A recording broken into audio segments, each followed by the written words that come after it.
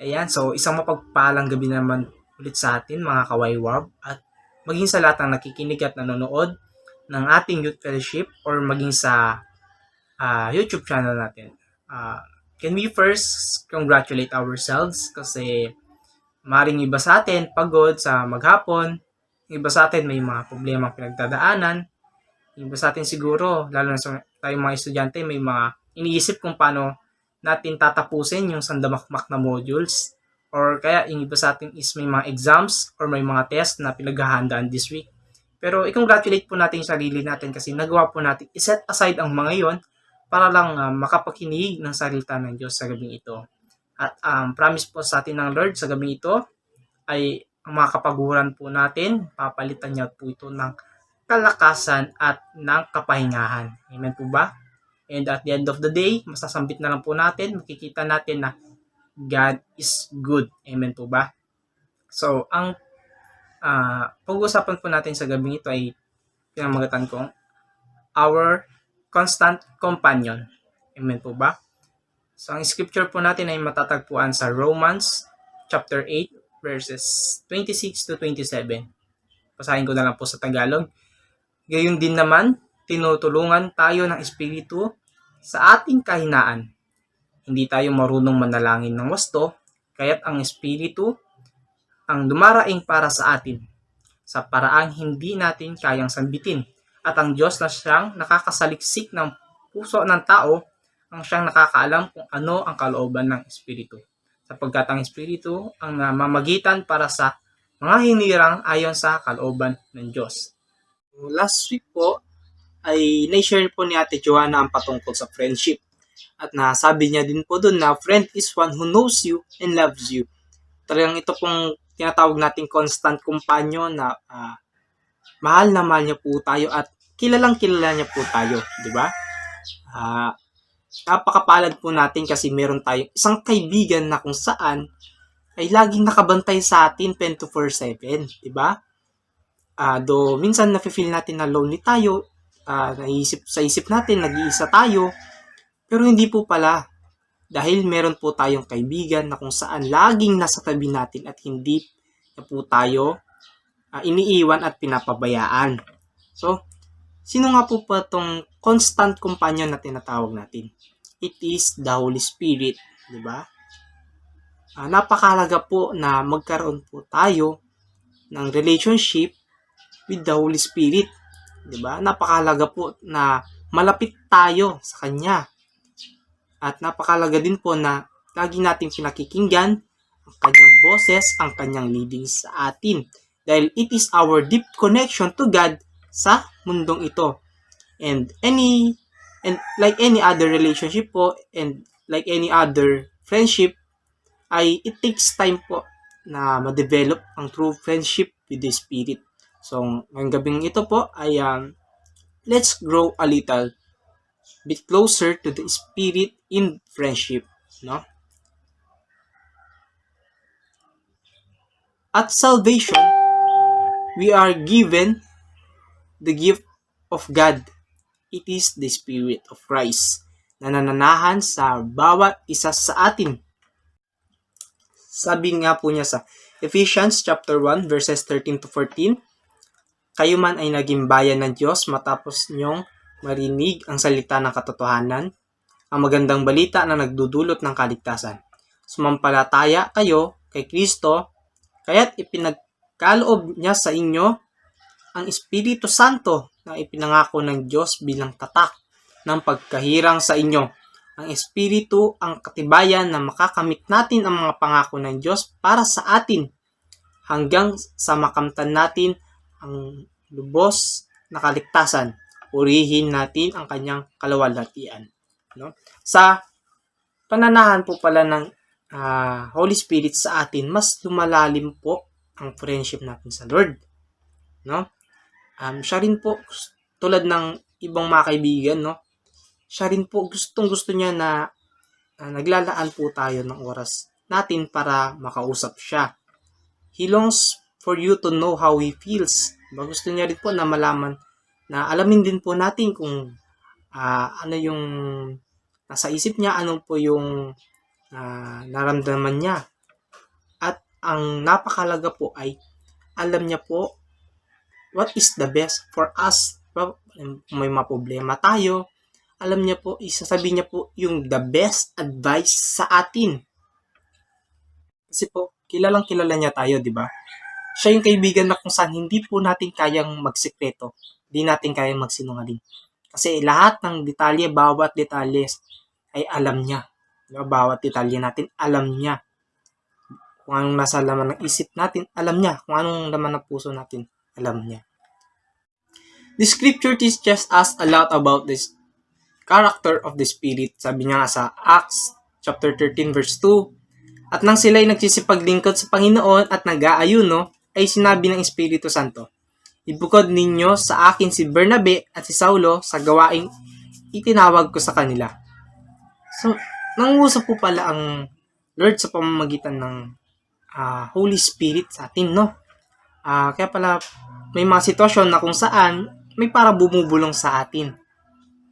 May nangusap po pala ang Holy Spirit sa atin. Minsan tuwing nalilito tayo, minsan pag may problema tayo, minsan pag nafe-feel natin na lonely tayo, ay andyan po ang Holy Spirit na nangungusap sa atin na kung ano ang dapat at kung ano ang best na gagawin natin, di ba? Tulad ng isang kaibigan natin. May mga kaibigan tayo, di ba? Kapag may problema tayo, di ba? Nandyan sila nagbibigay ng advice. Best, okay lang yan. Di ba? Bro, kaya mo yan. Dapat ganito lang gawin mo. Mag-pray ka lang, di ba? Ang Holy Spirit na kung saan siya ang kaibigan natin, sinasabi niya kung ano yung best na gagawin natin. Para sa ganun, ay ma-overcome natin yung kinakarap natin mga problema. So, the Spirit speaks. Pangalawa po ay sa Ephesians chapter 4 verse 30, we learn that the Spirit feels emotions like grief, diba? Sabi niya dito, at huwag ninyong pighatiin ang Espiritu Santo ng Diyos na sa Kanya kayo'y tinatakan hanggang sa kaarawan ng pagkatubos. So, nakakaramdam po pala ng gati, no? Ang banal na Espiritu. Kailangan bilang kaibigan, diba? Alam natin yung mga bagay na nakakasakit o nagpapalungkot sa kaibigan natin, diba? Dapat alam natin yung mga ayaw ng mga kaibigan natin. Tulad ko, may kaibigan ako, ayaw niyang matawag siya na mataba, diba? Kasi naiinis siya. Kailangan ganun din sa banal na Espiritu. Alam po natin yung mga bagay na kung saan na nakakapagpalungkot sa kanya. Diba? Yung mga bagay na kung saan nasasaktan siya. Ano ba yung mga bagay na yun? Tulad ng paggawa natin ng kasalanan. Nasasaktan or nalulungkot ang Holy Spirit kapag gumagawa tayo ng kasalanan. Kapag nagsisinungaling tayo, tuwing nandadaya tayo sa mga exams, di ba? Ganyan. Tuwing nakikipag-away tayo or kaya minsan tuwing nagbumura tayo, na nasasaktan natin yung Holy Spirit. So, yan yung mga bagay na kung saan kailangan nating iwasan para hindi masaktan yung kaibigan natin. Di ba? So the Holy Spirit speaks, He feels emotion, and the Spirit is how our helper and prays for us. Sabi nga po niya sa Romans chapter 8 verses 26 to 27, likewise, the Spirit helps us in our weakness, for we do not know what to pray for as we ought. But the Spirit Himself intercedes for us with groanings too deep for words, and He who searches heart knows what is in the mind of the Spirit, because the Spirit intercedes for the saints according to the will of God. Diba? Kasi isang main function po ng isang kaibigan ay ang tulungan tayo, diba? Para may tumulong sa atin, diba? Kaya meron tayong mga kaibigan. So, makikita natin dito na andyan pala ang Holy Spirit sa atin sa tuwing kailangan natin ng tulong. So, no need sa atin na ma-feel natin na lonely tayo, di ba? Kasi andyan lagi meron tayong tulong. No need para mag-give up kasi meron tumutulong sa atin, di ba? No need na mag-overthink, mag-insert ng mga negative thoughts sa isip natin kasi merong Holy Spirit na tutulong sa atin sa bawat problema, sa bawat sitwasyon ng ating buhay. Sa bawat part ng buhay natin, meron tayong kasangga, meron tayong kaibigan, meron tayong kasama. Amen po ba? So, friendship with the Spirit is one of God's greatest gifts to us. He speaks to us, is emotionally invested in our lives, and helps us in our weakness and pray for us when we don't have the words. So ayan, di ba, makikita natin napakadakila ng pag-ibig ng Diyos sa atin. Kung kaya't ipinadala niya ang kanyang Espiritu, ang kanyang Holy Spirit, upang manahan kasama natin, no? Ninanais niya na mag-continue yung friendship, yung relationship natin sa kanya. Kaya't in His grace, ibinigay niya ang kanyang sarili bilang isang constant companion natin para meron tayong laging kasama. At ang isa po pong katangian ng Holy Spirit ay hindi niya po tayo pinipilit na pumasok sa isang relationship kasama niya, no? Kung ako, syempre gusto ko ng kaibigan na katulad niya, di ba? Kayo ba? Gusto niyo bang magkaroon ng kaibigan katulad niya? Syempre, sino bang may ayaw, di ba? At siya po ay nagsasalita kapag tayo po ay nakikinig. Siya naman po ay nagbibigay po siya ng revelation sa atin kung bubuksan po natin ang ating puso at isip upang tanggapin ito.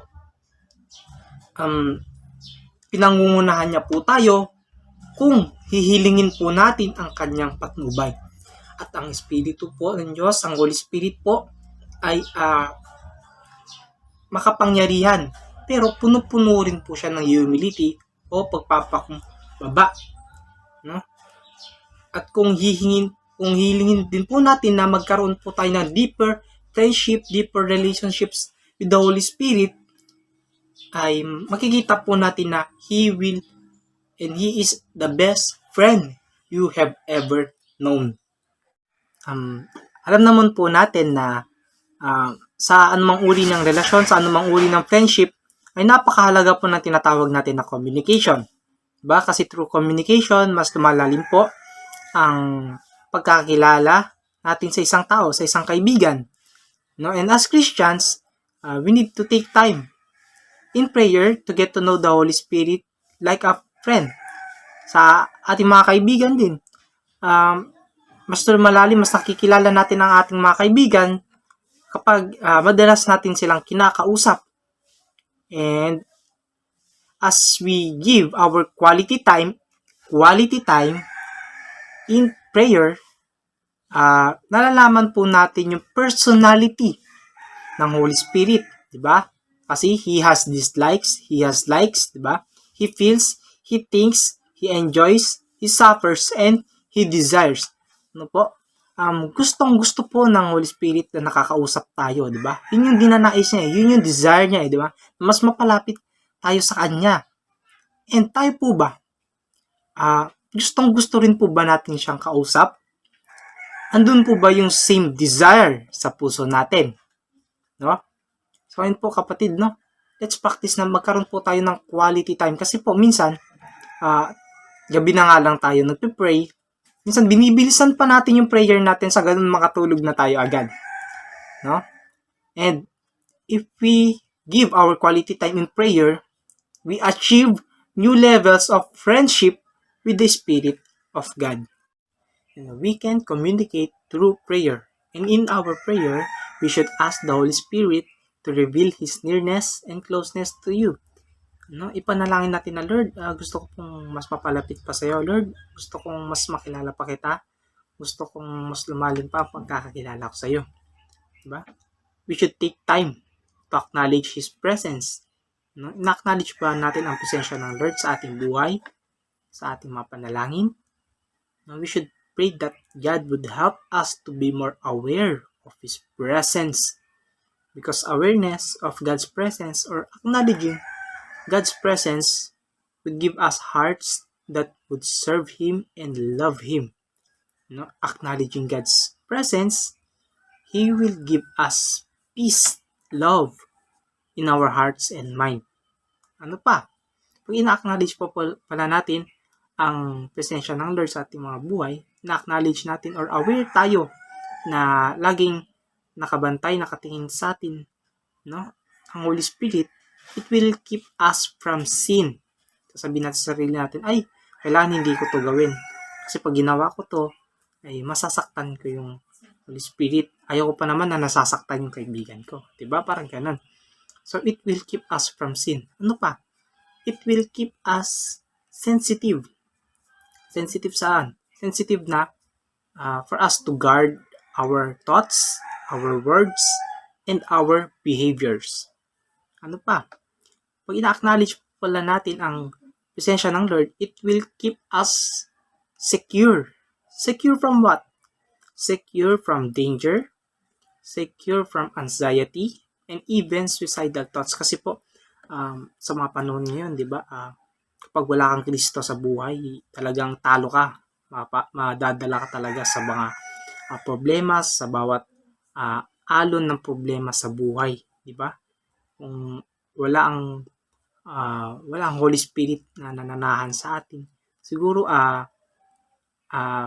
matagal na tayong sumuko, hindi po ba?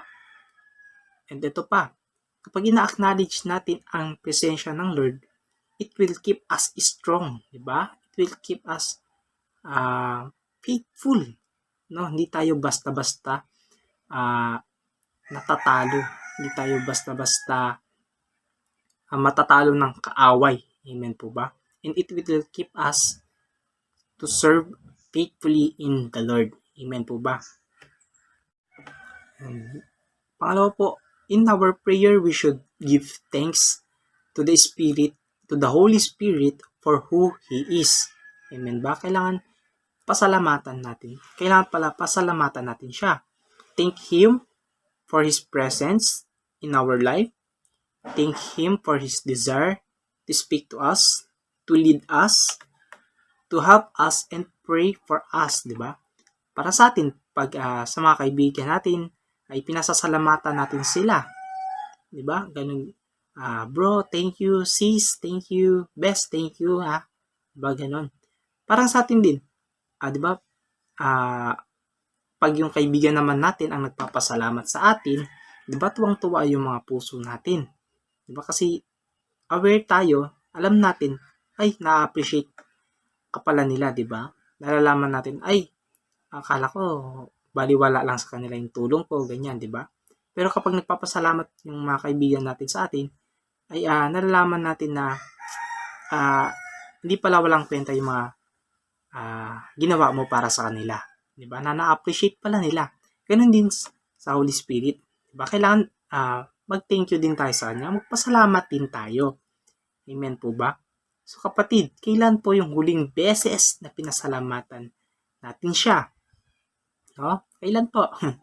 So ngayong oras na ito, can we say thank you to the Holy Spirit? Diba? Thank you, Holy Spirit. And thank you for your presence. Yeah? Thank you for your desire, no, na kausapin pa rin ako kahit minsan, no, nakakalimutan natin kausapin siya. Minsan parang nawawalan tayo ng gana, pero siya, 'di ba, gusto niya pa rin nakausapin tayo. Gustong-gusto pa rin niya na tulungan tayo kahit minsan ay nakakalimutan natin mag-thank you sa kanya, 'di ba? Kahit ganun pa man, hindi siya nagsasawa na tulungan tayo. Amen po ba? Truly, He is our constant companion. Amen po ba? So, let us give thanks to the Spirit for who He is. Number 3 is, in our prayer, we should ask the Holy Spirit how He's currently feeling and listen and pay attention to His voice. No? We should ask Him for His perspective on anything or any part of our life. Diba? Kailangan din tanungin din natin siya. Kailangan pala, bigyan din natin siya ng chance na magsalita, na mangusap sa atin. Hindi yung puro na lang tayo, diba? Kailangan, bigyan din natin siya ng chance. Diba? Allow natin siya na siya naman ang mangusap sa atin. Amen po ba? Kasi po kadalasan, ay kung nagpa-pray po tayo, pagkatapos nating sabihin lahat ng gusto nating sabihin, pag nasabi na natin lahat ng sa prayer natin, ay natutulog na tayo, di ba? Pero kailangan po pala is pakinggan din natin. Kasi may gustong sabihin ng Holy Spirit pero tulog naman na tayo, di ba? Kaya nga tinawag natin communication. Kapag sinabi na natin gusto natin, nasabi na natin yung prayer natin, kailangan pakinggan din natin yung feedback na tinatawag, di ba? Kung nag-send tayo ng message, kailangan pakinggan din natin yung feedback. So, ano nga yung feedback? Yun yung sagot ng Lord sa mga prayers natin. Amen po ba? Kapag nag-pray pala tayo, kailangan pakinggan din natin yung sagot ng Holy Spirit. Diba? Yung reply niya sa atin. Diba? Parang sa atin po. For example, may kaibigan tayo. Diba? Kwento siya ng kwento. Diba? Ayan. Pero tayo naman, nakikinig tayo.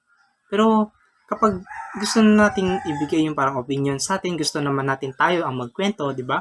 Bigla siyang aalis. Ano kaya mafe-feel natin, di ba? So, ganoon din po, kailangan ay bigyan din po natin ang chance ng Holy Spirit na magsalita, mangusap sa atin.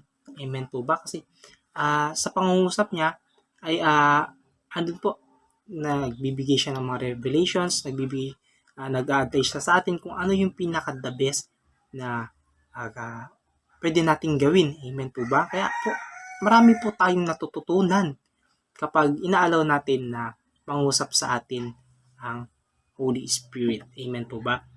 Diba? Hindi yung nasabi mo lang yung gusto mo, okay na yun. Diba? Kailangan pakinggan din natin yung side niya, pakinggan din natin yung boses niya. Amen po ba?